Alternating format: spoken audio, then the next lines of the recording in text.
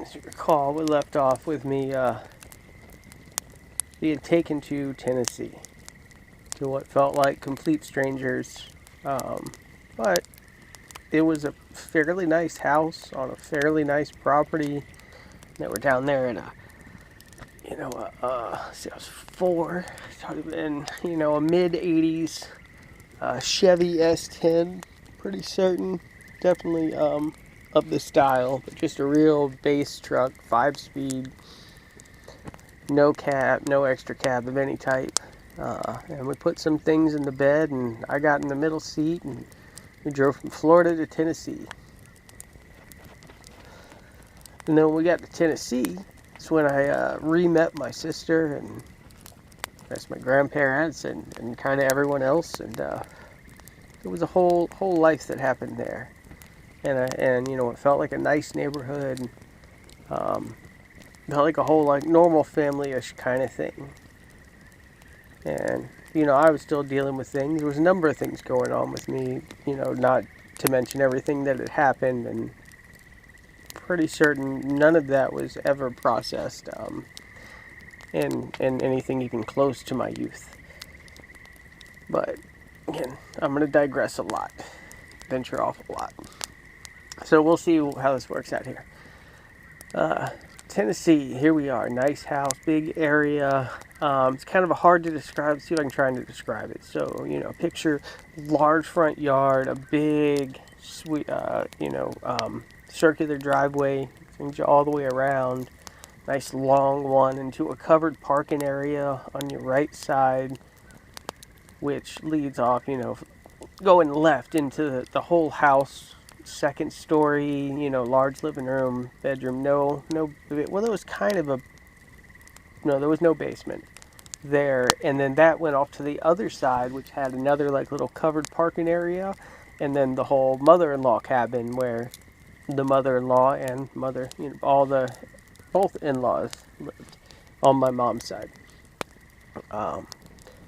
Massive backyard. My grandfather ended up building a deck. I helped out with that. We had rabbits, and I learned to ride a bike and a scooter, and things seemed kind of pleasant. I first went to school.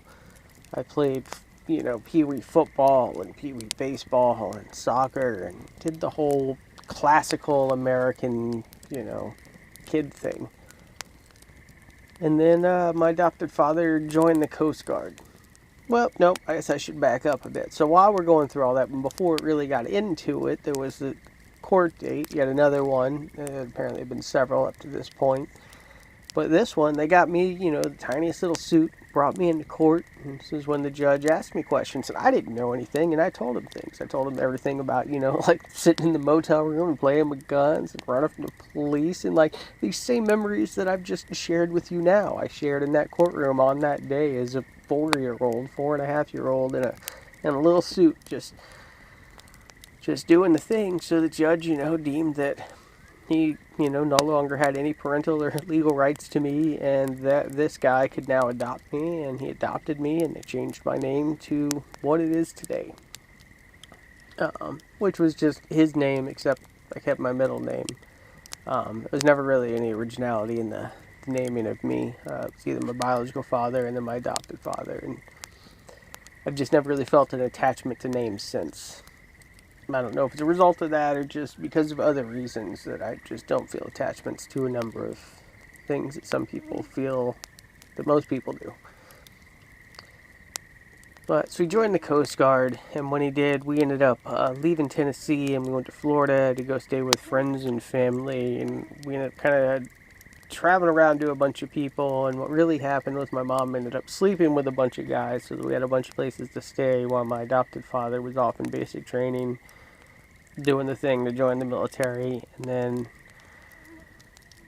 that whole kerfuffle, which I could go into quite some detail, but I don't feel like it's really necessary to go into that.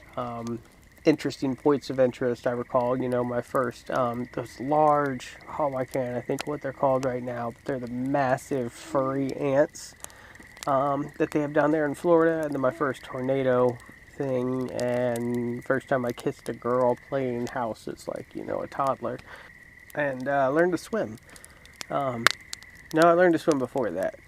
My biological father, because like I said, we'd gone to the swimming hole and it was definitely swimming there, but he had apparently learned to swim. I don't remember any of this. He said he just blew in my face as a baby, and the baby would just and suck in and hold its air, and then he just tossed me into the water, and then we went from there. But yeah, so I've always been quite an adept swimmer. After Florida, I just don't want to get into this, but there's really a lot that could be gotten to. But anyways, after Florida, his first station is Mobile, Alabama, and that's where we moved to. I'm now like 6-ish, 7-ish, first or second. I was probably there in first grade, but second grade is where it kind of gets important. Now this is the time where Atari just came out. Sega Genesis was out, the first Sega. We lived in this apartment complex area, and he'd go to work, and she'd do her thing, and I always struggled socially. I was a little odd, really into weird things, take everything apart to try and understand it, ask more questions than people could answer, get really easily frustrated with a whole number of situations that just didn't make any sense to me. You know, when I was told to go to the park and just hang out with other kids, I'd get angry, and there'd end up being fights, and it was really bad. So they put me in Charter Youth Mental Institution down there in Mobile, Alabama. If you look up to see, it was, eventually closed down because it's just a wild place. But spent 3 months there, got lice. Don't really want to talk too much about that. Might later. Mobile, Alabama, charter, 3 months. They don't really come up with anything solid, and no real plans. And after that, there became a whole series of therapists. But what I really learned there was how to tell therapists what they want to hear. That's what I learned there. So that people didn't just think I was unreasonably or unquestionably crazy. Turns out autism's a thing. But all that aside, they just didn't get it. Talked to many therapists and ended up living a pretty restrictive life in a number of ways.